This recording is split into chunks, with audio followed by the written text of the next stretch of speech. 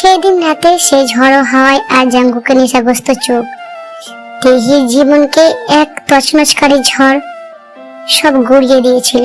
Jungkook তেহিকে বিছানায় শুয়ে দিয়ে তার উপর ঝুঁকে এসে তার তপ্ত নিঃশ্বাস তেহির কানে আছড়ে পড়ছে।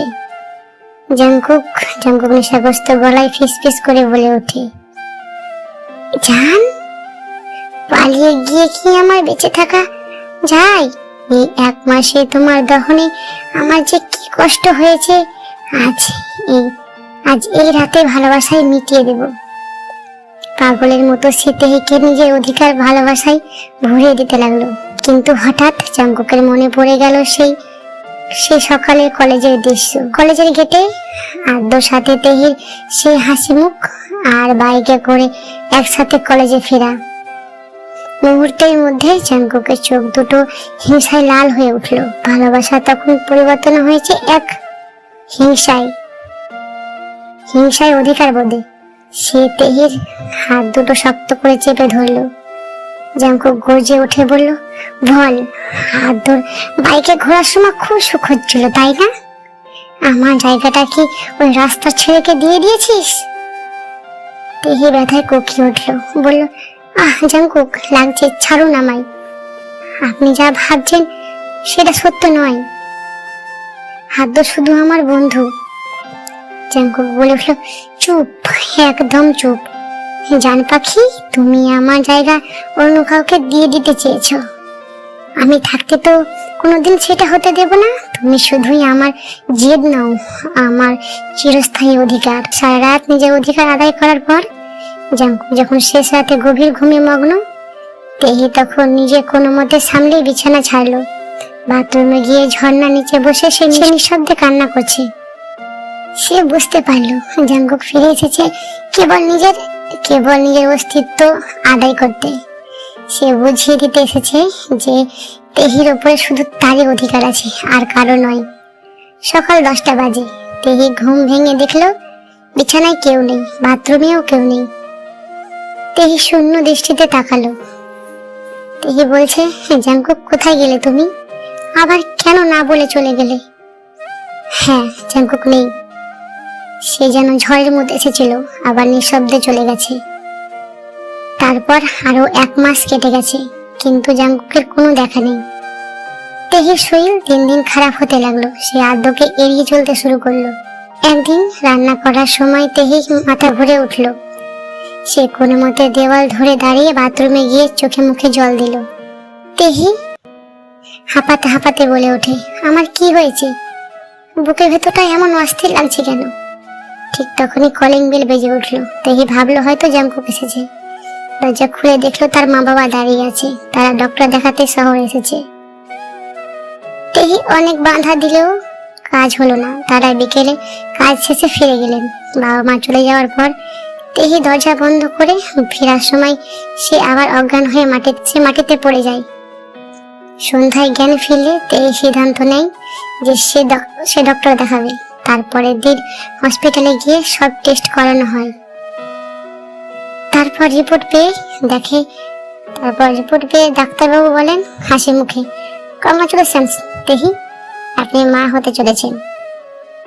এক মুহূর্তের জন্য তেহি পায়ের নিচে মাটি সরে গেল। তেহি মনে মনে বলে, মা, আমি মা হতে চলেছি। এর মানে জাঙ্কুকের অস্তিত্ব আমার গর্ভে।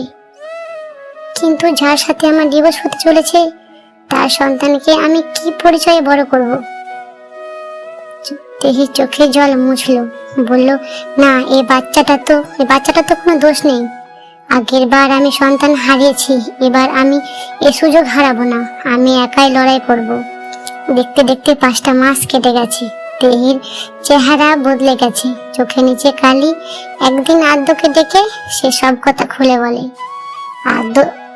আদ্য স্তব্ধ হয়ে যায়, বলে ওঠে, তার মানে তুমি জাঙ্কুকের বাচ্চার মা হতে চলেছ? তেহি, আমি তোমাকে ভালোবেসেছিলাম, কিন্তু এখন সব কেমন যেন উল্টা পাল্টা হয়ে গেল। তেহি বলে ওঠে, আমি জানি আদ্য, তুমি চাইলে এখন দূরে সরে যেতে পারো। আদ্য মাথায় হাত রেখে বলে, আমি তোমার পাশে ছায়ার মতো থাকবো। নিজের আর বাচ্চাদের খেয়াল রেখো। জাঙ্কুকের কোনো খবর নেই।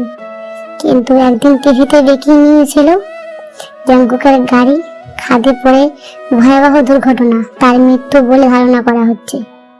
তেহির হাত থেকে খুন্তিটা পড়ে গেল। সে চিৎকার করে কেঁদে উঠল, বলে ওঠে, না জাঙ্কুক, তুমি আমাকে ছেড়ে এভাবে ফেলে যেতে পারো না। সে ছুটে গেল জাঙ্কুকের মা বাবার কাছে। তারাও কিছু জানতো না, তারাও অনেক ভেঙে পড়েছে।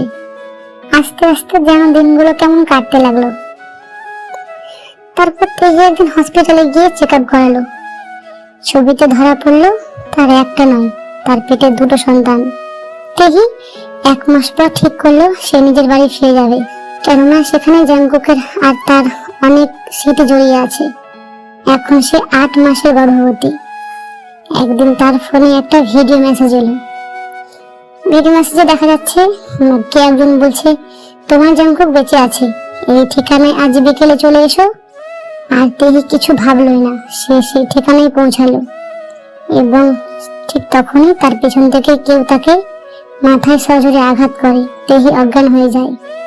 এদিকে জাঙ্কুক আসলে মরেনি, সে একজন সিক্রেট এজেন্ট এবং একটি বিশেষ কাজ পূরণ করার জন্য তাকে তার মৃত্যুর খবর পাঠাতে হয়েছিল।